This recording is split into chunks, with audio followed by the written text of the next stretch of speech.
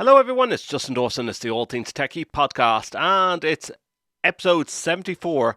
This show was recorded on April the 11th to broadcast on the 17th of April because it's the opening of the National Association of Broadcasters NAB 2023.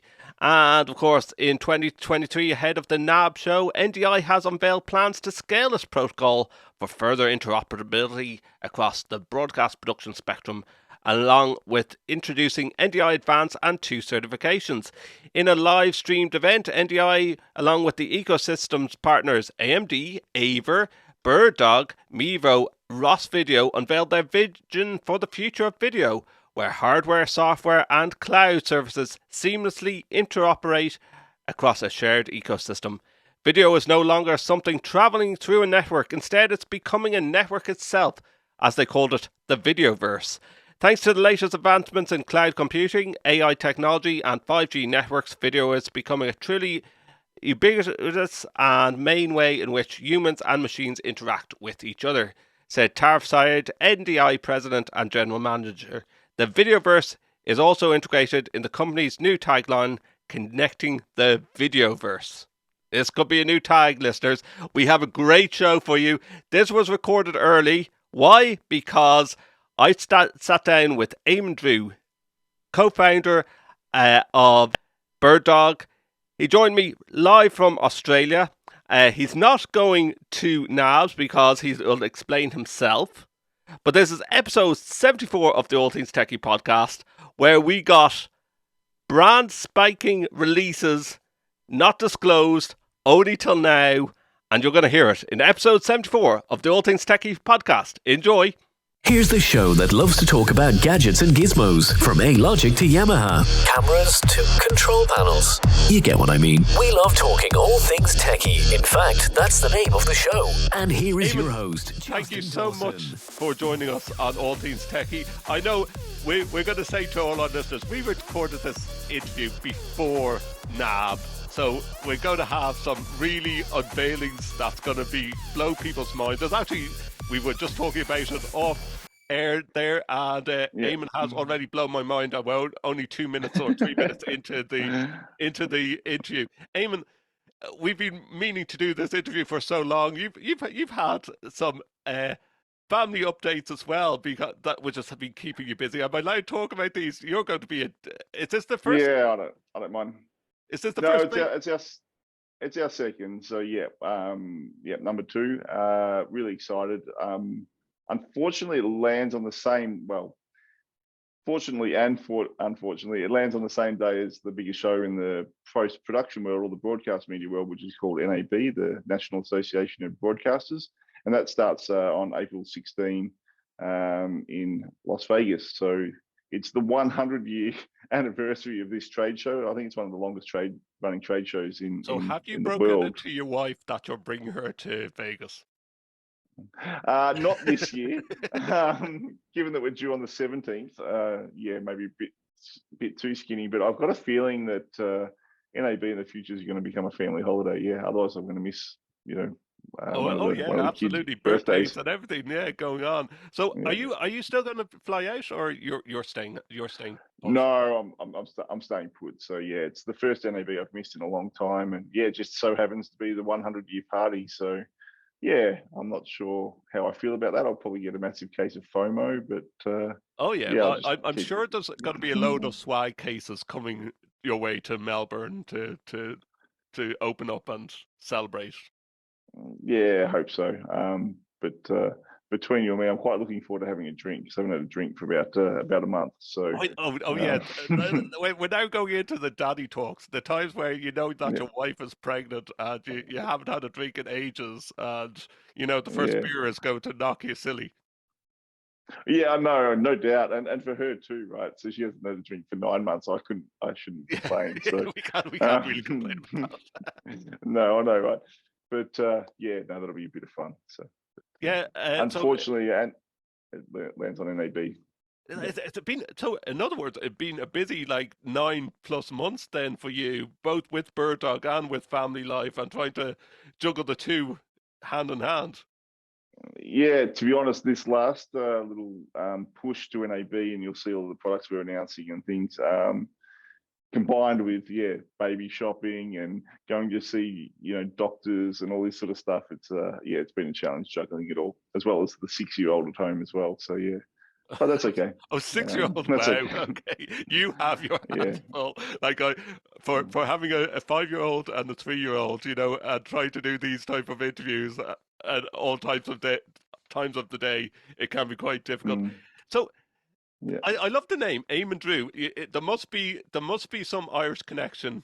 Is there any Irish connection? Yeah, no, absolutely. And it's funny because a lot of people go, Eamon, that's an unusual name, but when you're talking to people from Ireland, they know exactly the names. But so the story goes that my great grandparents, one was Protestant, one was Catholic. And they kind of grew up halfway between Dublin and Belfast.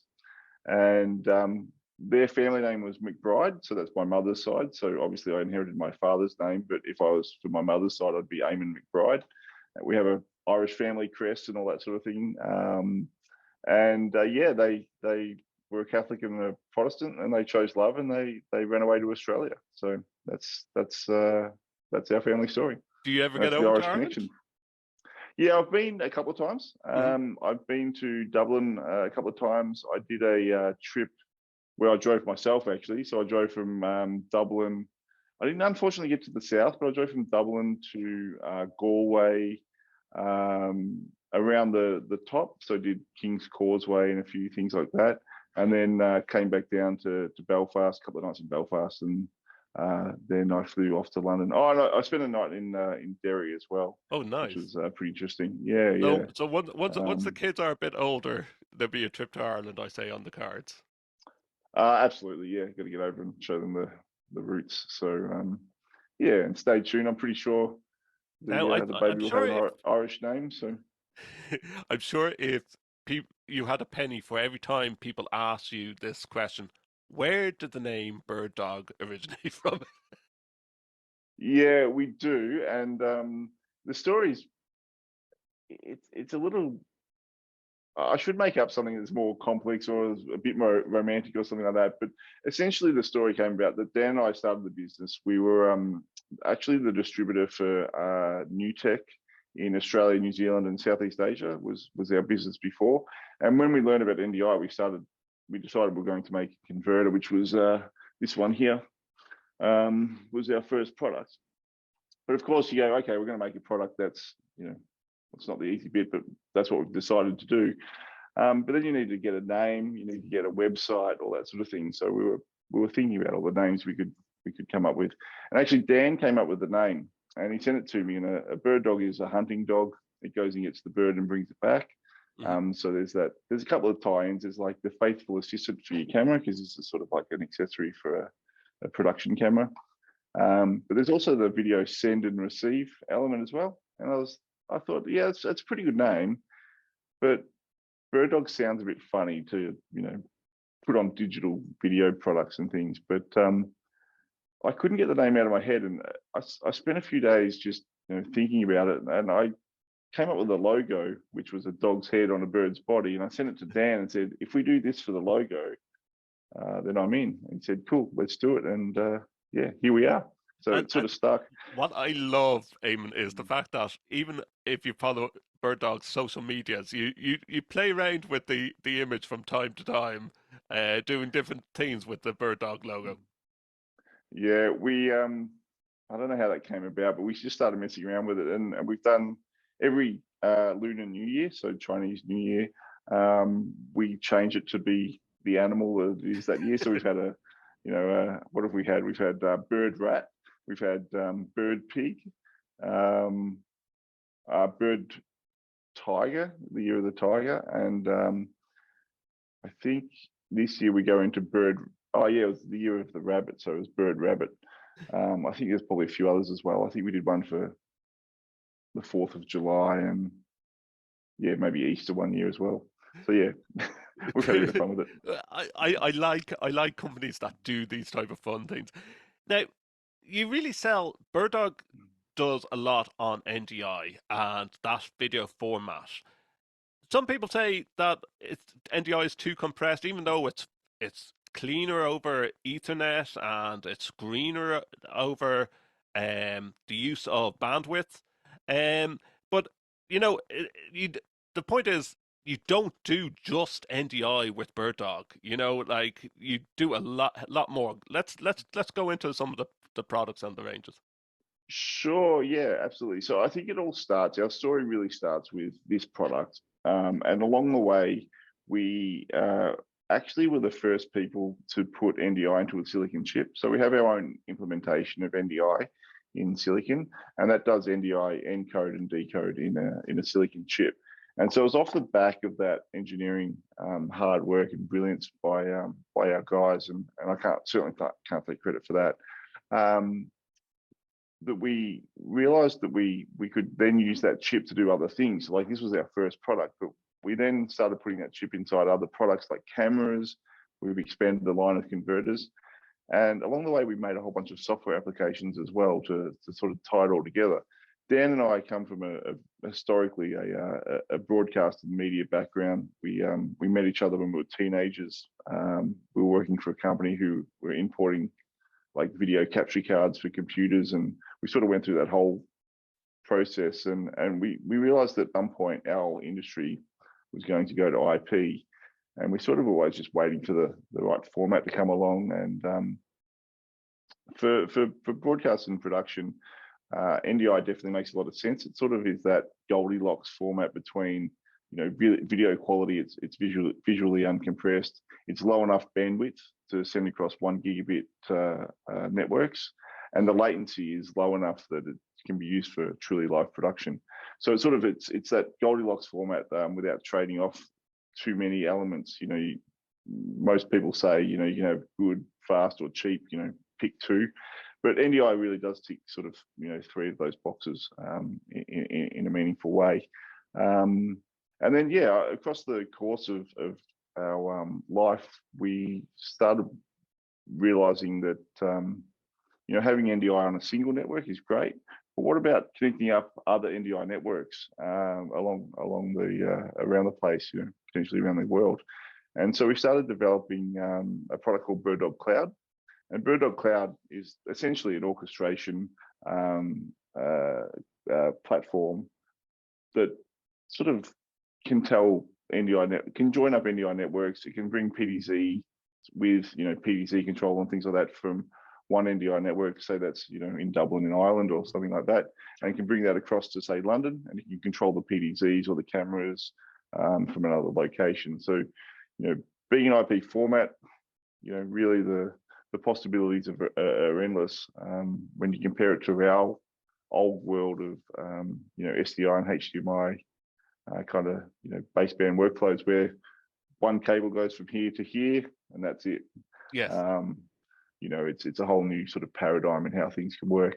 And yeah, it sort of also dawned on Dan and I along the way as well that you know, NDI could be really meaningful in the AV space as well. And we've started making products to try and push NDI into, you know, the AV world, digital signage and corporate boardrooms and all this sort of thing in a more meaningful way as well. And you can see that with some of the things we do, like the SDM module that goes inside NEC and Sharp displays to then bring NDI inside the display itself. That's why I've had a couple of them in my hands, and as well with the NEC, like when we were doing stuff with my university. I just think the whole idea of being able to take an NEC TV and just slot in whatever controller you want into it is it like limitless opportunities of what you can do with that. The other thing that I've seen that BirdDog has brought out recently is the pod. I know that was unveiled at ISE in the past year. The fact that you can just take 4 sources, make it into from the NDI into a USB that can be used as webcam, which is just beautiful. That you can have that multi-switch at a very affordable price. Yeah, it was one of the most requested products we've had along the journey. Actually, is okay, cool. So I've got these NDI cameras, and how do I get them into my conferencing application? And yeah, what Pod really does is it takes the NDI sources. As you said, you can load up to 4 inside the unit. It's got a little button switcher on top, so you can switch between the sources. But essentially, it's unlimited because you can load up any of the sources, and you can push sources to it using API commands from QSys or RESTful APIs or something like that, or even our Central Pro routing software. But yeah, what that does is it basically takes all the NDI sources, and then in that last little mile, just presents them as USB, so you can plug them into Zoom and Teams, and Google Meet, and Blue literally Jeans, or the disc no bigger than the size of your hand in being able to control the 4 different sources, which is now. Yes. Now let me. I actually have one in this room, but I hit it. So there it is. There's our little pod. You can see there. It's I'm not Donald Trump, and I don't have tiny hands, but I don't. I'm also not a giant, so I've got regular sized hands. And so just one cable into the back of it. Yeah, correct. One cable, so it's PoE as well, and then USB out the front. You've got a button switcher on top, so you can switch between the preloaded sources, which you do through the web user interface. And yeah, that's our little pod. Now, should be hopefully shipping in the next few months. I always think that I had this conversation even with on other podcasts that in an education on a higher ed vertical, we're doing more and more what's, for a better word, what you're even talking about NABs, we're doing live broadcasts. Like, even if it's just switching between lecture theatres and sharing content to, for my example, I work in a school of nursing, so we have simulation labs that we will be switching between different wards. But we are doing a live broadcast because we are switching live between, and I think it's getting over this idea that it doesn't have to be just one camera, that people still see it as the lecture capture and just recording. And do you find that that's a difficulty of explaining to different verticals, like, we can do a lot more than just the simple, this is a camera that's recording the room? Yeah, I think so. But really, the people who are leading that charge are people like yourself, to be completely honest. And so it's sort of educating people like you and other, sort of the Avixa CTS kind of certified crowd as to what the possibilities really are, because there is definitely a convergence of AV and what I would call, broadcast or production media. Any camera can be, like you're saying, any camera can be broadcasting to the internet now, as well as doing, say, lecture capture, as well as being just an ISO recorded for, archiving purposes, or streaming, to multiple places on the internet at the same time. So it's definitely converging, and it's not as, it doesn't have to be as confronting or as technically challenging as it used to be. With SDI products and things like that, you can have little iPad apps and stream decks and things like that to use to switch using various things like Companion or QSys commands. So now, yeah, it's a lot more approachable now. You do a range of cameras, and we're going to talk about new unveilings, listeners and viewers, so stay tuned. But what I really like when you go onto the BirdDog website and also on your social media platforms is you always have several deals going on. At the moment, you're talking about the P200, which you call the educational series. Is that, would you consider that the starting level if someone's getting involved with BirdDog? Yeah, absolutely. So the P200 is kind of like our flagship product. It's the camera that we've sold the most units of. There's no secret there. It at one point was selling for $3,000. So that'll sort of give you the kind of level where it's at. It's definitely higher end than a little webcam or something like that you attach to your computer. It's more like a production camera. It's got a Sony Exmor R image sensor that's used by broadcasters around the world, so you can match them up with higher end Sony cameras. But yeah, now we've managed to reduce the cost down to $12.95, so it's a pretty big saving from where it was. Plus, we're giving away about $1,000 worth of free software. Absolutely, so, like your software range. Like I was trying to list on my sheet here all the different pieces of software that you have. That at times can get confusing. So we'll go with the basic yeah, setup straight starting off. yeah. So with that pack, you get Comms Pro, which allows you to plug headsets in with the cameras and then have like an intercom system, so you can have people talking to other people over the NDI network. You also get Central Pro 2.0, which is our routing software. So that does things like have videos, windows, so you can see the sources. You can switch between them inside the app. You can use it to control API commands to various decoders, STM modules, things like that, and you can create playlists.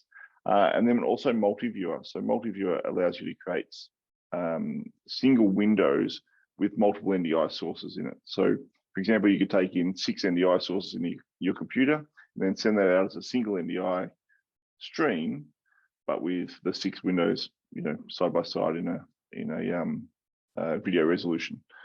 It also has recording built in as well. So yeah, that's the software they get for education at the moment, which we're really happy to. For our hub, what we call our little hub for our top room, which is an active learning environment room. We have 3 screens on the wall, 3 75-inch screens. But what's really nice is that you could also get your video wall software, which is less than $500 or $600 Australian. That could actually do a grid either 2x2 or 3x3. So it gives you limitless opportunities that if you had 3 screens side by side, that's giving you an opportunity of putting up 9 different images on screen live at the same time. Yeah, absolutely. So you can either have 9 different images, or you can stretch it together to be a single image. And that's using either our Play or our STM hardware as the receiver. And you're right, it's $500 for the software. And then there's packs where you can buy it, with the hardware as well. So we launched that at ISE, and it was very pleasing actually, and quite surprising. It's been the most engagement we've had on social media. So yeah, it seems to be a lot of interest in that product, which we're really excited about. We started shipping the software about 1 week ago now, and the hardware packs with the software will be shipping in about 1 week's time. So yeah, very exciting. Now, we talked about the educational package, the P200. You also have joysticks. I see your joystick over your shoulder there as well. That gives another opportunity that some people just go, okay, to control a room using a touch panel like the and control interface like the Crestron or a QSys. Sometimes getting your finger on the button is quite difficult on I know you have iPad software as well, but the whole idea of a joystick, just plug into it as an Ethernet connection, and then you can have the presets ready to go. Yeah, well, it's more tactile for people who may not have experienced PDC cameras before. It's pretty easy to understand that if I move the joystick around, the camera moves around, and you can get a bit of a feel for that. You can change the speed of how fast it moves and things like that as well. Plus, actually, that little keyboard's got a kind of a Stream Deck kind of built in. It's got 6 API keys that you can program to do different functions. So yeah, you can have that in the keys as well. It can control up to 255 cameras from a single controller, and you can just recall them as you like using the recall buttons. Do you find that more people go down the route of using the joystick in different case studies, or would they try and integrate it with the QSys and with the Crestron ends of things? It depends. It's a little bit of both. It just sort of depends what environment it's going into. We've had a lot of like council chambers and higher education, and boardrooms and things like that. They don't want to know about a joystick like that sitting in the boardroom. They just want it to be all programmed, maybe via the Zoom API or through QSys itself. So using touchpads and things like that, which makes it more approachable for people who just want to sit down and do their meeting. They don't want to know about the technology in the room. They just want it to be intuitive and easy to use. So that gives them that opportunity as well, which actually is interesting. So we're talking about things that we've announced at NAB. Obviously, this is pre-recorded just before NAB, but one of the things we're launching at NAB is a new iPad app, which will control NDI cameras. So you can control them all via an iPad or an iPhone, and you can view them in full screen. And it's just another way to control the devices. What's the name of this new software? This is the cam control, is it? No. Yeah, I think it's called NDI PDZ Control. PDZ Control. iOS. Wow. Yeah. So not only that, if you had an iPad, you'd probably be able to go down the route of, if you wanted the simplicity, going onto your iPhone or your mobile phone, or it might be a bit small on your screen, but iPad definitely. Yeah, for moving it around on the iPhone, it actually is okay. But for viewing, you'd probably want something a little bit bigger, like an iPad, for sure. That's super. So, okay, drum roll. The new camera that's coming out for NAB. This is the actual show and tell. This is the X120. What really blew my mind, listeners and viewers, is this is Wi-Fi enabled. Take a look at that. So, Justin, you are actually one of the first people in the world to see this outside of our building. So this is our new camera. It's called X120. We're really excited about this. We've managed to hit a lot of price performance things that we wanted to hit. But it's got Wi-Fi. So it's Wi-Fi 5. It's still got your baseband video connection. So you've got SDI and HDMI on there. It's also got IP connectivity over Ethernet. So an RJ45. And that'll do NDI HX or SRT, RTMP or RTSP. And it's also got USB-C for plugging directly into Teams and Zoom. Wow, love it. And the beauty of that for myself working as a support agent in a higher ed is that can fit onto a tripod. You could be using that for live events. And you even told me in your PowerPoint presentation, we'll throw it up on screen as well, there's a mount that also has a battery pack on the back of it. So you can be totally portable with that camera. Yeah, absolutely you can. So we're showing it in NAB as well. And by the time this goes live to you can see it on their website. There's a PDZ mount with a battery backpack on it. So it uses a V-lock or a V-mount plate, and you can put a production style V-mount battery on there, and it'll last for a few hours, depending on the size of the battery. Wow. Yeah, we sort of figured it was a bit silly to make a wireless camera and then say, but you got to plug it into power. So there is a battery option to make it really and truly wireless. Yeah. What's sad is, I know you're going to have a joyous occasion with a new baby in the house, getting used to changing nappies and so forth all over again. But and the limited sleep that you don't have anyways because you have a 6-year-old. But I say the bit of FOMO is unveiling this game changer of a camera and not being at NAB to see what people think about it. Will you do a live stream or anything like that if you have time? Will you link in with? We are planning to do a live stream that will go live as the show opens. But the challenge for me is the show opens at 10 a.m. on Sunday the 16th, which I think, if I'm getting my timing right, is about 2 a.m. Melbourne time.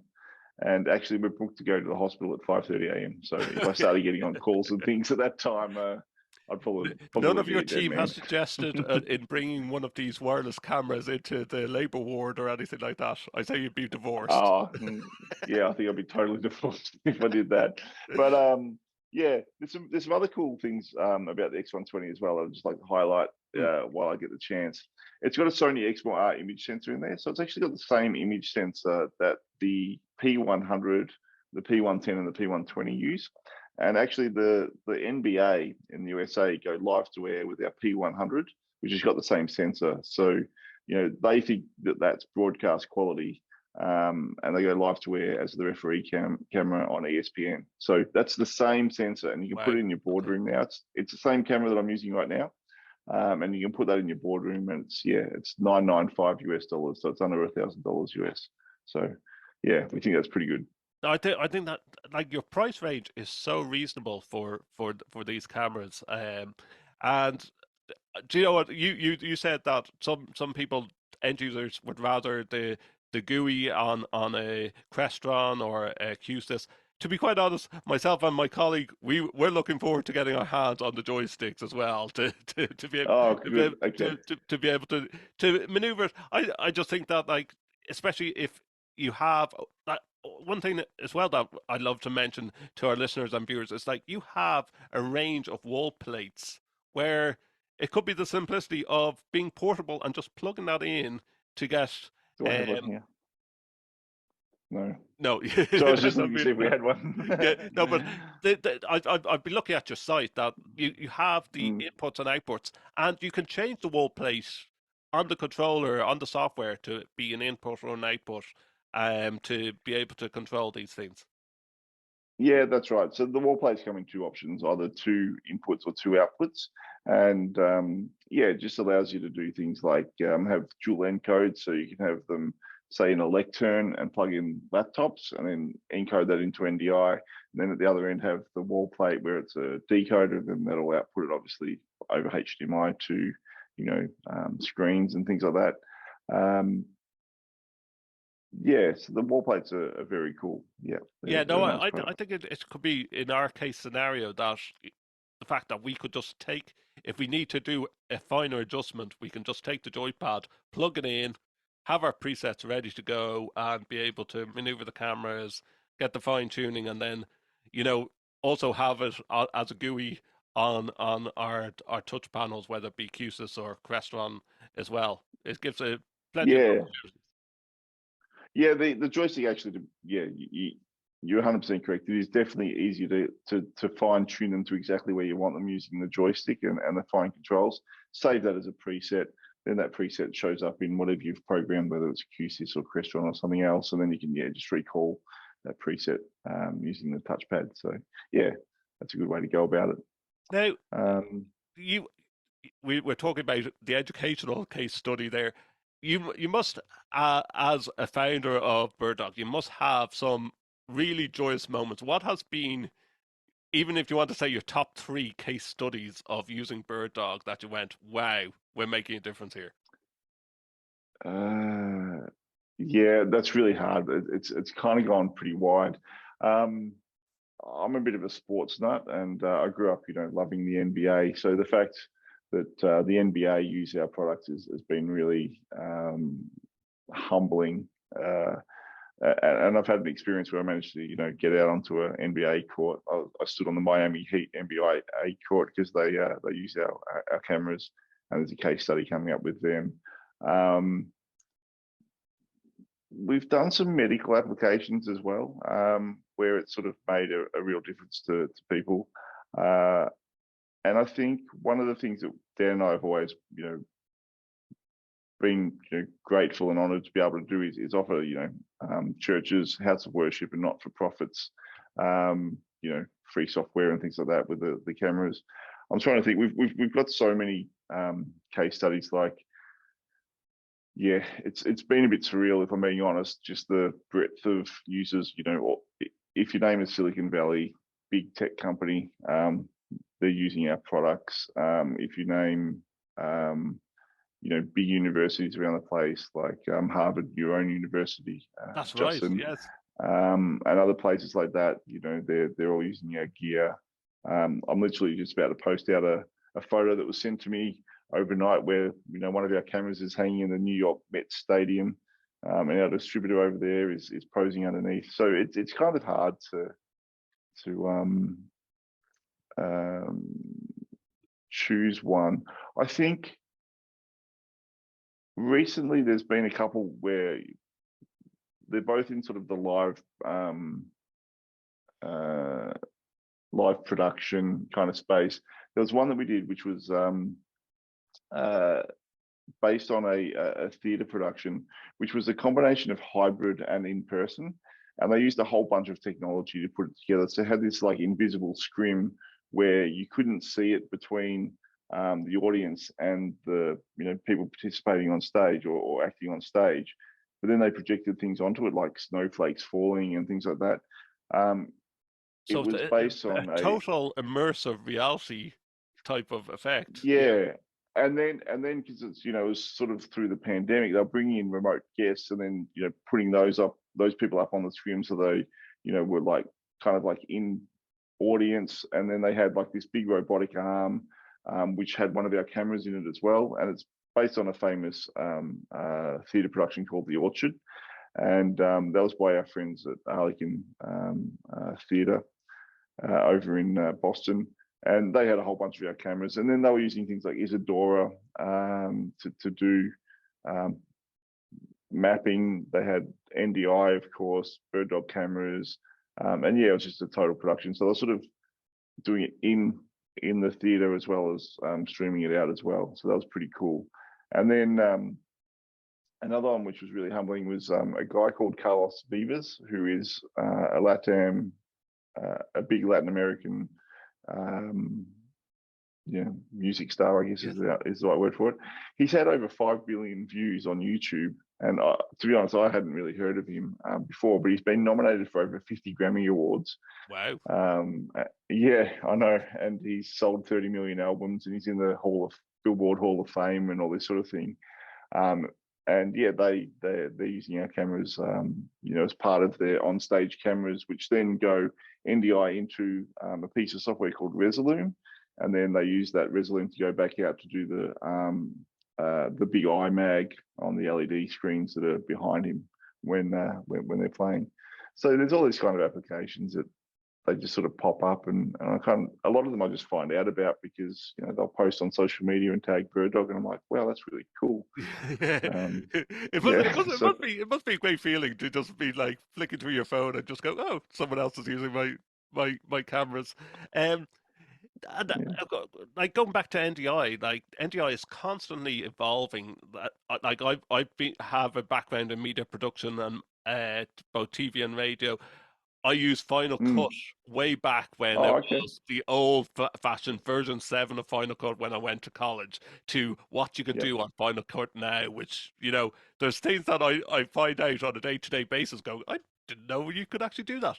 But with the fact of Adobe and with Apple and Final Cut, that NDI 5, it's made to use in post-production with the likes of Adobe and Final Cut, that other video formats can be a bit clunky when you pull it into video editing software. Yeah, it's amazing that you brought that up because we didn't speak about that before, but one of our big announcements at NAB is about Adobe as well. So we've got some big news coming for Adobe Premiere Pro users and After Effects users, where they can connect to our BirdDog Cloud directly from within the interface of these applications, Premiere Pro or After Effects.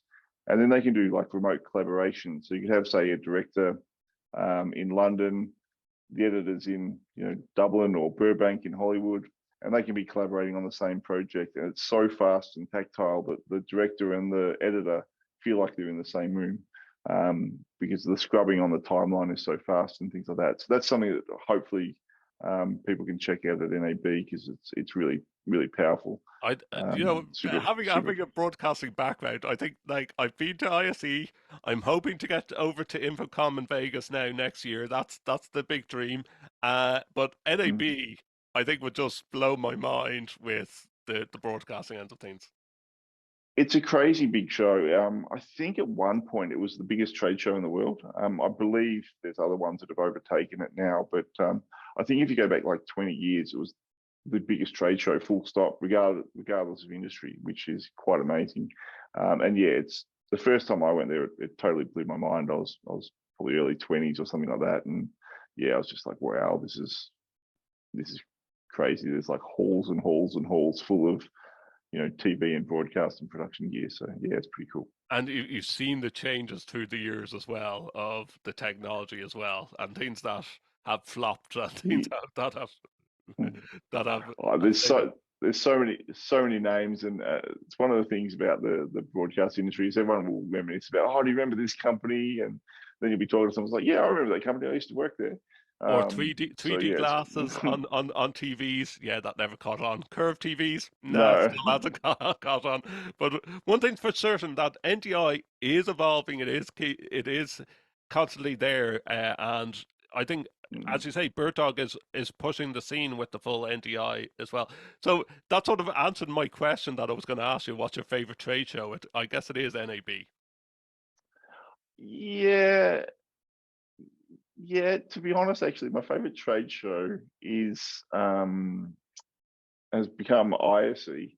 Uh, Mainly because of the location, right? Like once you've been to Las Vegas a few times, you know, you sort of it is what it is, right? It's a fun place for a few days, but after working there for 2 or 3 days leading up to the show, 4 or 5 days at the show, and another day or so after the show, it's a grueling, sort of 10 days, um, you know, living in a casino. It feels like for the whole time. So I prefer ISE, where you're in Barcelona, which is a beautiful city, or previously to that, it was in Amsterdam, which is also a beautiful city. Mm.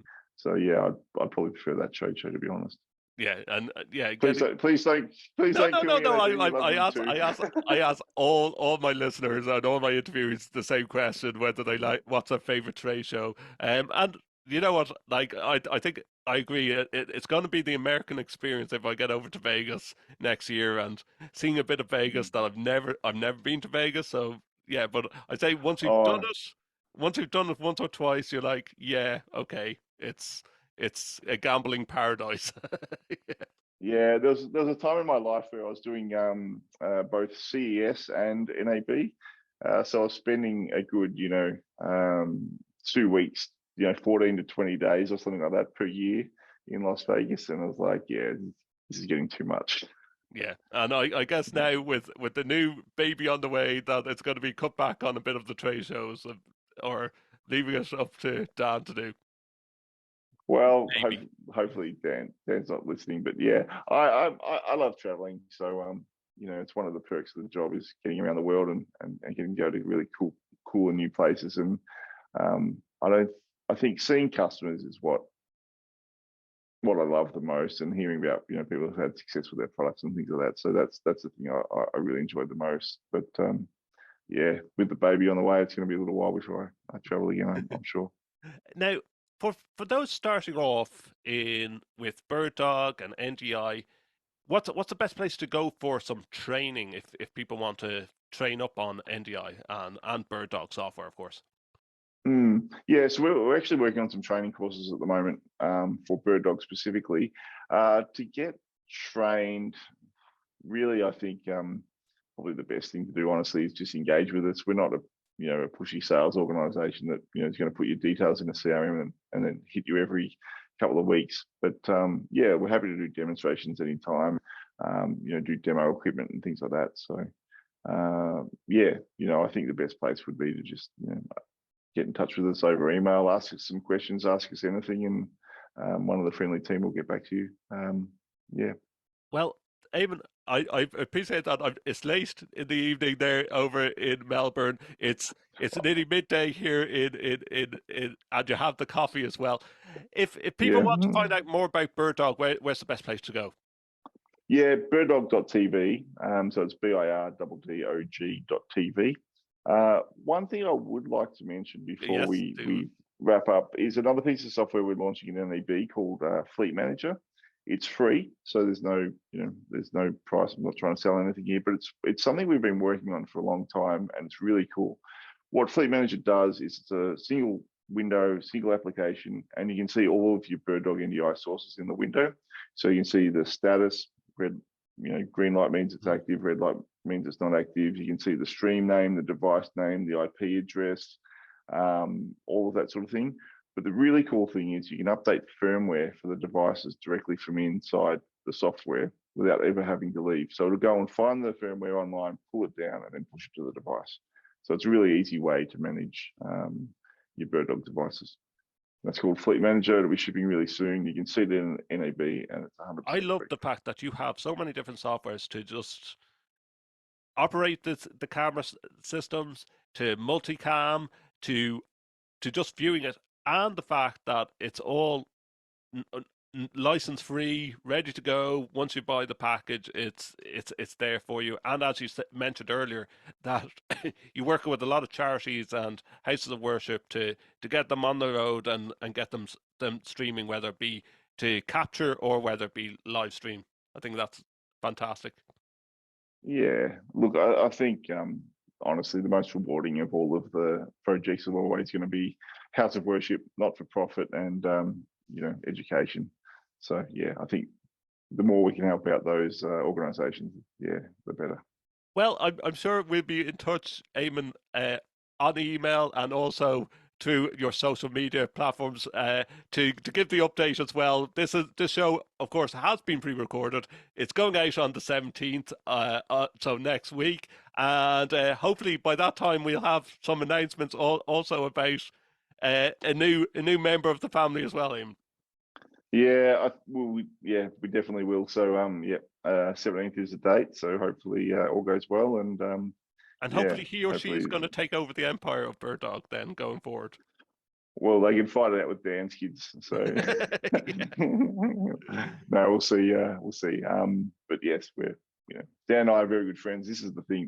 Dan and I met each other when we were both 18. We're working for the same company, and we've been great mates for the whole time. So yeah. It's we'll see what happens in the future, but I'm really excited about the immediate future, obviously with BirdDog and obviously the little family as well. Make sure to follow us on Twitter. All Things TechIE Podcast. My thanks to Eamon Drew for joining us on All Things TechIE. What a great guy. Can't wait to actually meet him in the flesh and in person at some future trade show.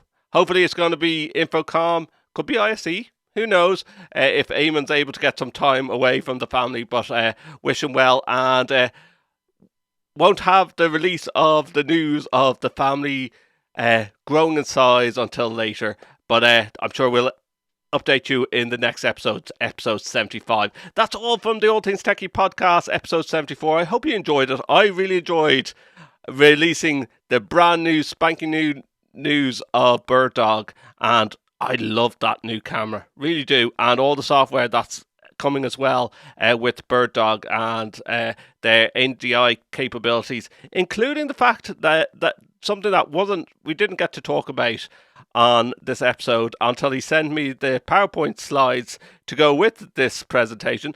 And BirdDog is also bringing out a software app that's going to be available on the Google Play Store that will give you the ability to select an NDI stream and any Chromecast or any Google device that has Chromecast inbuilt. So you could put in a Chromecast, plug it into the HDMI at the back of any TV, and you can select an NDI stream. Prices to be confirmed, but that is a breaking news story as well. Really looking forward to that. And if you're at NABs, I'm jealous. I am jealous. Maybe I'll get to NAB in some not so distant future. But that's all for episode 74 of the All Things TechIE Podcast. Thank you for listening. Until episode 75, like, comment, subscribe, tell all your friends. And the new website for All Things TechIE is coming very, very soon. Check it out. Talk to you soon.